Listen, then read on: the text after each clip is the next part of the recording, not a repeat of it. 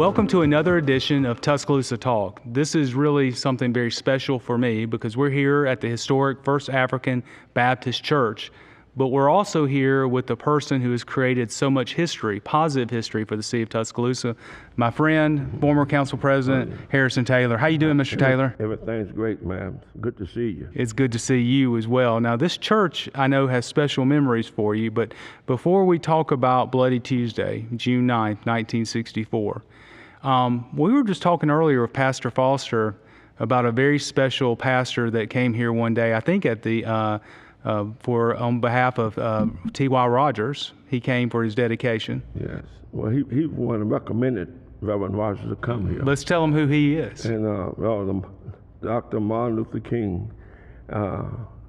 And it was so exciting. And you were here, weren't you, Mr. Taylor? And sat at the foot of a king when he was doing Reverend Rogers' installation. And I sit there and thought about it, you know. Over the years, I thought about what God can do for you in your life. Here I am, 17-year-old kid in here when they put the tear gas and water hose in. And I thought about David, the shepherd boy. One season, he was in the field with the sheep and all, mosquitoes biting him. A couple seasons later, he was in the king's palace.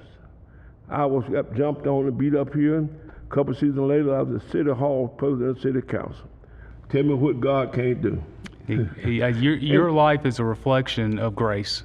And man, you know, we got a good city, a great city, because Diana Washington is from Tuscaloosa.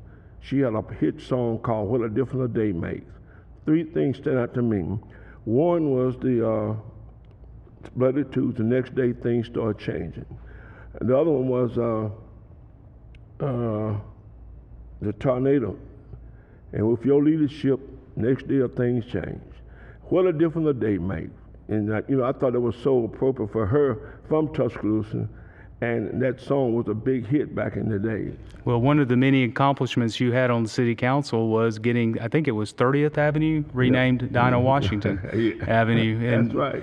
And the Dinah Washington Cultural Arts Center. Right. We was down in Orange Beach when you and I in we talked about that and we were going to do it. You know, you were able to, by the way, this guy, there wasn't anything that wasn't done at the city that didn't have your fingerprints on it. You're extremely good at what you do. But I want to go back to that day when you were 17 years old. First, the fact that Dr. Martin Luther King provided a sermon, gave a sermon just feet from where we were. Now, you told me earlier you were back up in the balcony. Yeah. Did you know that day that you were looking at such a historic American icon? No, I tell you, I couldn't believe. We was excited about it because he could speak, but Reverend Rogers could speak, man. I mean, that day we used to have mass meetings on Monday nights. Church be full of, but it was a young people movement. Stillman College and Druid High School students made up the movement mostly because adults was afraid of their jobs, so they had to do. But we had whites participated, but it was behind closed doors. Alberta Murphy and I can't think of the other, but have other whites to participate and make our thing good. They gave us money to get out of jail, gave money for the hospital and other things. But it was a good move for Tuscaloosa. Things changed, and a lot of times people think the civil rights movement just changed for blacks, but it helped women. Before then, women weren't judges or lawyers, district attorneys, women, white women I'm talking about. They didn't have no part of no leadership and thing. But when the thing changed for the civil rights movement, things helped white women to be a part of it. But a lot of times that is untold. But it really helped blacks, We think about it. During that time, DCH had a half a floor for blacks. When the rooms fell up, they put beds head to head in the hallway. We Crescent and Woodworth, you could go and buy things, but you couldn't sit at the lunch counter. And we sit at the lunch counter, we filled it up, and they closed it down. Crescent Woodworth, and a couple weeks later, the bill of accommodation passed. So we opened it back up and it was all over with. A lot of cities just kept fighting every day. The city up north, they fought about everything. But Tuscaloosa moved on. The movement was so good to us where no one was killed. And like I said, things started changing. And changed with working together. Did you think that was possible on the morning of June 9th, 1964, when you're in this church? By the way, how scared were you? Anybody tell you they wasn't afraid, they not telling the truth. I was real afraid. What happened was we got through that Monday night was mass meeting. That Tuesday, Reverend Rogers spoke, and he was saying, there's a good life out there. You should want that life. Let's go get that life. And we marched out, and at that time, they arrested all the leaders. Police took them away, and they pushed us back in here. And they had people out there surrounding the church. Anybody, I guess, wanted to whoop a black man, come on over to the church over here. And they had billy clubs and sticks. And they put water hose in the water all through the stained glass windows, and they put tear gas in here. And man, it was a mess. But I had no idea, Tuscaloosa would change like it did. No blacks at the bank, no blacks at City Hall or county, and no black supervisors nowhere. And things started changing. Look at Tuscaloosa today. And I'm just proud of my city where good people, we had good people, all kind of people, black, white, brown, made a difference. How were you able, I'm just going to be blunt. Yeah. I would be mad. I'd be angry if I somebody threatened my life like that. How are you able to transform that into leadership for all people? Because you always, in my time of working with you, you focused on everyone. What was it about? How were you able to do that? I just, my mother and grandmother always told us, there's no room for hate. You got to move on. And, people said, that's what people ask me, how you doing? What about white folks? I got 10 folks I don't care for. So, it's not about who you color and where you're from, But we had good people, they helped me. So many people, I believe God put angels in your life. And I had this old white gentleman stop me. I was still I guess I was 20, in my early 20s. And it was raining and cold and people passing me on the street. And he picked me up, old man. He said, you're not going to hurt me, are you? I said, no, son, I'm just trying to get to Tuscaloosa. He brought me to Tuscaloosa. I got on 15th Street. I said, I can make it from here. He said, no, I'm going to take it to your door. And he took me to my door, and he got out, and he said, you'll never see me no one, I won't see you, but pass it on. Help somebody along the way. And that is so true, man. A lot of times I sit back and think, now I'm a Democrat, a strong Democrat, but a lot of Republicans help me, like Senator Richard Shelby. Mm-hmm. We go into Washington and things, and my mother they had an old saying, I've been hearing it all my life and didn't never pay no attention to it. We was in New York City at the bonding agent, and then was at the Capitol. She said, take the Lord with you. He'll take your place you never dreamed of. I looked up and said, Mom, you sure right. Here I am in New York City on the bonding agent because of the good Lord and good people, Man, you look back at our city, we got good people. I'm not talking about what color and what race. We just got good people. We couldn't have made it without people changing their minds and things when they saw it, Why don't you tell the story when you met President Obama? Well, the man went to the airport to get to President Obama, and the police come and escorted me out to Alberta City. So when they pulled up, the mayor said, Mr. President, this is our president of the council, Harrison Taylor. And he said, from president to president, how you doing? I said, man, go on, man. Go on. I can't get my hat on my head making it swole up so big. And he laughed. And we walked about a mile talking, and I saw who you are. You can help somebody. This guy was at the on some steps. His house was blown away. Car had a telegram pole and a tree on it. And Miss Obama walked over there and gave him a big hug. And the president come over and talking to him. He was getting up. I said, man, you got to get up for me. He said, hey, I'm getting up for the president. But it was, I didn't think Tuscaloosa would ever come back. I mean, it was destroyed. I've been in my whole life. It was the places I couldn't even recognize no more. And this man said, we're going to make it. President Obama said, we're going to help you. And I think the mayor put a good impression on him. And he said, I won't forget you. And I told the mayor, I was, oh, you just talking because Missouri got hit the same time, and I couldn't see it. And the mayor said, just wait, we'll wait and see. But this man, leadership, I was so surprised. I'm an Army man, saw strategy and things. I went to City Hall early that morning. He was in there, how many street lights are out? How many trees are down? How many roads are blocked? And they had one from the staff telling them. And I said, God, what a leader. You know, all good leaders is on peacetime, but a good general has showed himself during wartime. And he showed himself during wartime. Well, I learned a ton from you. Now, you told me a story one time that I think it really resonated with me. It was during the Baltimore riots a couple of years back. But you were there decades earlier, were you not? When you were with the Army? I was in the Army military, and that's when Reverend Martin Luther King was killed, and rioting all over the country. So we had to, our unit went to Baltimore to put down the riot and things. And we was out in what they call Druid Hill Park.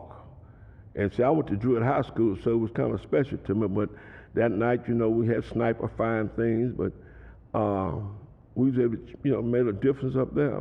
I mean, you know, things was burning all over this country. And so, wow. But, you know, we was able to calm it down and change this country some. Could you imagine on June 9th, 1964, the United States would ever elect a president, African-American president, Barack Obama? I never dreamed of it, man. That just tells how far we come as a city, as a country. And because, like I said before, I know people don't want to hear it, but it's good people come together and made a difference, you know. And no, I couldn't have dreamed it. Just think about it. You go from no blacks at City Hall, no blacks in the bank, serving things, doing things, and no blacks in the county courthouse, and all of a sudden, things have changed so. Now you got today, now a couple of years ago, you had a black president. Wow. I mean, that's awesome. What do you think we got to do as a society moving forward to continue with racial reconciliation? I think, man, one of the biggest things is we got to change hearts. You know, I lived at the city before the city loved me, and you can't hold grudges as we move on. I think that young people have got to listen to senior citizens, you know, and want to be something. You want to be somebody, and you can't hold grudges and things. You know, I always believe whites and black should make friends with somebody that don't look like them, and that's a moving up. We're moving up then, you know, and we got to, now this idea to my don't fund the police, that's crazy. Who you gonna call in trouble? A drug head? No, we're gonna support the police, but we want them to do what's right, be fair. You know, Mr. Taylor, you still tell it like it is. It's probably the reason why you got elected all those years. So I'm going to close on serving as city council president. Really, during your entire time of being on the city council, what are some of the things you're most proud of? Well, one was working with people like you in the city council. I mean, we had a good team, and you put something on the table that was good and right, we was able to pass it. You know, we changed so many things in West Coast. You know, you introduced the Noah's Ark program, and it worked good for West Alabama. We had flooding, and think about it. All that rain the last couple of days ago, wasn't that much flooding in West Tuscaloosa because of Noah's Ark. I've thought a lot about that too. Yeah. I mean, it's just awesome. You know, we was able to get Martin Luther King Street. It's very few cities you go to and see Martin Luther King street look as good as the one we got in Tuscaloosa. You know, we named so many good buildings. You know, we down in Washington building. I remember the time we were sitting up talking, and we talked about the environmental service building, and I mentioned to you, I said, Richard Curry. I said, you ought to name that building for Richard Curry. You said, why should I do that? And I said, well, he was the first. He needed a job. Much smarter than most people. He needed a job. He worked on the back of the garbage truck. He ended up being the first department head in the city of Tuscaloosa. And a couple of weeks later, on the agenda to name that building for him. That's being fair and being just because the man made history. And those kind of things I'm so proud of. Like we changed the retirement system. Yep. They had 2 retirement systems, one for blacks, one for white. Blacks were getting $1,700, $1,500 to $1,700 a month. Blacks were getting $250 to $300 a month. And when you spread it out and talked about it, it was able to be changed. Same thing with the Civil Service Board. We traveled to Montgomery, met with 5 different governors. And each one said they're going to do it and we're going to do it. But ended up, we had a Republican governor, Governor Riley, was able to change it. Yeah. So, we was in Washington, D.C. I hope you can remember with Senator Sherman. And we was sitting around the table and everybody was bragging on him. And he looked at me and said, what's wrong, Mailman? I said, nothing. You Santa Claus in July. But you never did nothing for me in my district. Oh, man, like our Christian church. I remember that. But, he said, the next time you see me, you won't be able to tell me that. What can I do for you? I said, I need $250,000 to close the pool in West Tuscaloosa. He said, you got it. I said, oh, man. I said, I should ask for $500,000. But I said, no. I told him, I said, man, no, he's just talking. About 3 weeks later, phone rang. Where to send a check to? Send it to Power. We got an indoor pool in Tuscaloosa.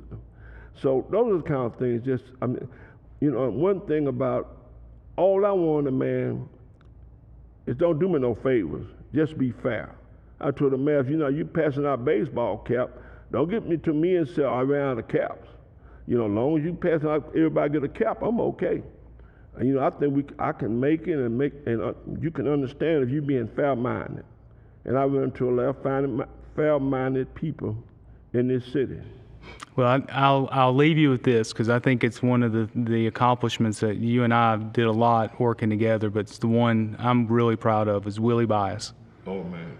And the other police officers. For those that don't know, we had several police officers that were hired in the 60s that at the time the police and fire, they were African American, but the Police and Fire Pension Fund would not let them in the pension because of their race. And the court case went on for decades because of different issues, but it never got settled. And remember, you and I got called to Judge Blackburn's office in Birmingham, and she said, y'all are right on the law, but you're wrong when it comes to doing right. And me, you, and Bob Ennis and Tim Nunley on the way back to Tuscaloosa, we said, you know what, let's do the right thing. And that just speaks to your heart and to your service. And Mr. Taylor, it's been an honor to have you in this historic church. I get goosebumps thinking about, a 17-year-old kid who basically by the Tuscaloosa Police Department got injured, could have been killed, and then years later, you were their boss. only God, right? That's right. Only God in Tuscaloosa make a difference. But I just want to look around this church today. Man, it's beautiful because that day, it tore it up. Tear gas in the water hose everywhere. It's just a mess. But look now. Oh, this is awesome. Yeah. And I want to just thank you and the city council and the city and the citizens of this city for looking up and want to help with the civil rights movement and that museum and the trail. That would do a lot of things for Tuscaloosa. Everybody making money except us. Birmingham, tourism. Selma tourism. I went to Atlanta and they said they're number 5 in the world for tourism. Martin Luther King thing and the civil rights movement. We're losing money. Just think if Alabama play a football game at 6 or 7 o'clock that night, championship city, who come to time early, they want to see the tour and see the museum. That's money for restaurants, hotels, and taxpayer money. We getting left out, so we got to. It's a help for not only for everybody. Well, as we talked about earlier, we are definitely going to be putting a proposal together for the council to look at a civil rights foundation and trail and museum here in Tuscaloosa, because we do have a rich history. And what I didn't even know to today is Pastor Foster told us that Booker T. Washington actually spoke and preached at this very church as well. And so I'm going to close with this. If you're interested in preserving the history of First African Baptist Church, reach out to this church. This sanctuary echoes of great American history right here in Tuscaloosa, and we need to preserve it for our children and our grandchildren, because there's a story to be told about forming a more perfect union, and so much of it is right here in this church. Mr. Taylor, you've helped to form a more perfect Tuscaloosa, and my man, I appreciate you. God bless you. We got a story that's never been told, and we need to tell our story in Tuscaloosa. Let's do it. A great city. When Governor Wallace stood in the schoolhouse door, next day things start changing. So, you look at those things and keep believing. I tell young people all the time, keep believing. And like I tell you what my mama said, take God with you, take your place you never dreamed of. Tuscaloosa is the best city I know to start. I can't add to that. Thank you for being part of Tuscaloosa Talk. Thank you.